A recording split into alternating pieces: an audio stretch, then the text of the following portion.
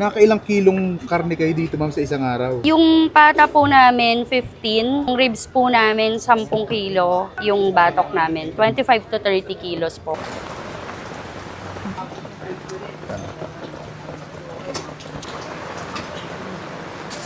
Pata bulalo, ribs bulalo, bagnet Bicol Express, dinakdakan, kaldereta, lechon kawali, at napakadami pang iba. Yan lang naman ang dinudumog at pinipilahan dito sa Santa Cruz, Manila. Paano ba naman hindi pipilahan? Ay sa halagang 110 pesos, ay naka-unli sabaw at unli rice ka na. Nasa sabaw pa lang, ay uhulam na. Kaya naman kahit bumuhos ang napakalakas na ulan o bagyo, ay walang makakapigil sa amin.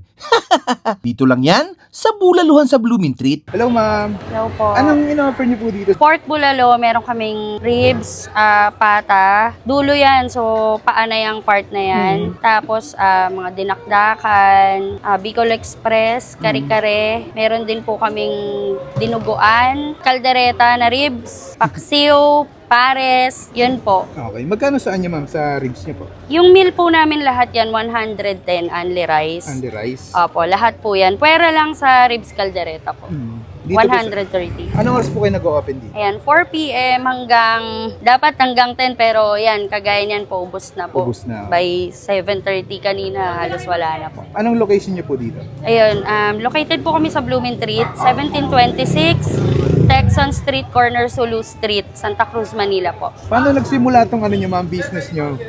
Ano po to parang ulit na lang kasi 2 years ago meron na rin bulaluhan kami dito, pero beef naman yon. Tapos, nag-close lang kasi na-opera ako and then nire-open po namin. Inisip ko kung ano yung mas papatok sa masa. So, ginawa ko siyang mas mura, pork, tapos ginawa kong only rice. Okay. Gano'n na po katagal tong business niyo, ma'am? 3 months po. 3 months. Nakailang kilong karne kayo dito, ma'am, sa isang araw?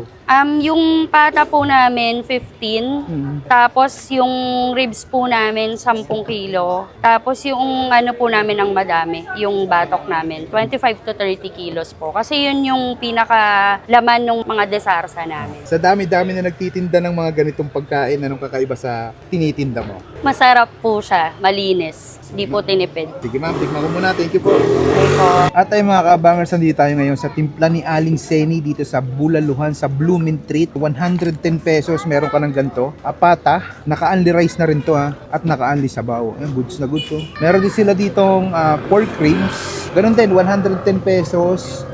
Unli rice na rin siya. Meron din sila ditong Bicol Express, 110 lang din, naka-unli rice na. Yung Bicol Express nila dito, lechong kawali siya o bagnet.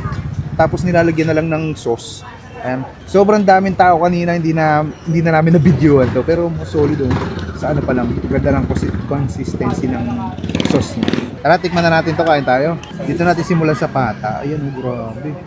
Ang laki na niya no. 110 pesos lang yan. Sheesh. Ambo na. Ayan, tikman na natin bago pa magkalakasan ng ulan. Saktong-sakto to sa mga ambong panahon. Tikman na natin, kain tayo.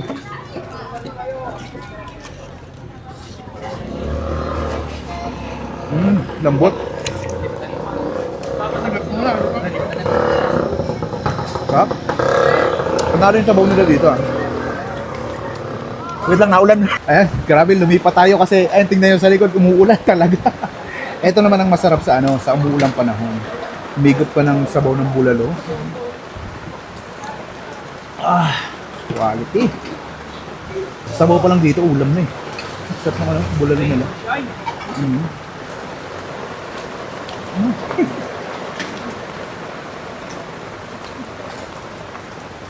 Grabe. Sumasama. Mula dito, may ano, parang chili garlic yung pan. Pampagana. Masalaw. Ang ganda ng sabaw nila, natural na natural. Walang halong mga kung ano-anong pampalasa. Sarap. May. Grabe. Quality.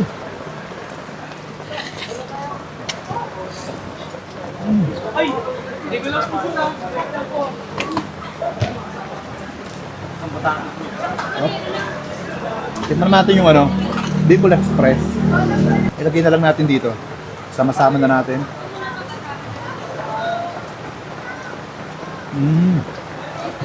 Tap din, malasa din siya.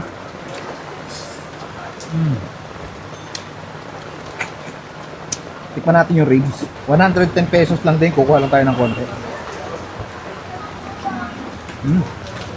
Maganda yung lasa niya kasi yung ginagamit nilang sabaw dito sa mga to, pare-pareho lang naman.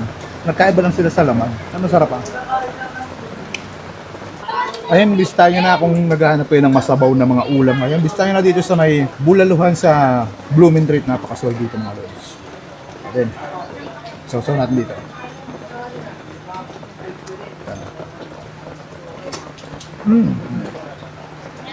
Ah? Sobrang lakas ng ulam. Ubusin ko muna to.